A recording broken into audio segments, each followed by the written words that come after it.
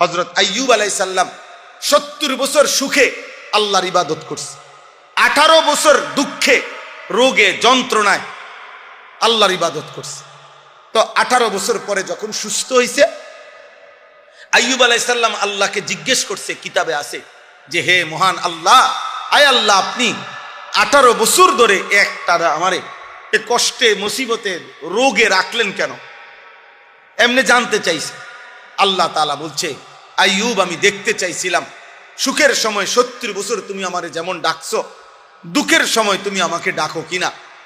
আমি সাক্ষী দিচ্ছি আইয়ুব, তুমি সুখেও আমাকে ডাকছো, দুঃখেও আমাকে ডাকছো। কিন্তু তোমার প্রশ্ন দুঃখ আমি তবুও এতদিন দিলাম কেন?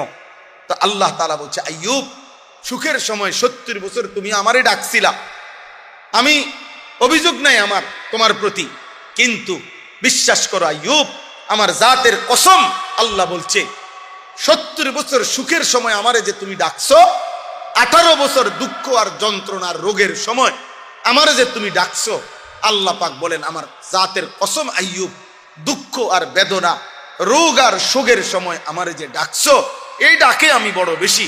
70 বছরের ডাকের চাইতে অসুস্থতার 18 বছরের ডাকে আমি আল্লাহ মজা পাইছি বেশি।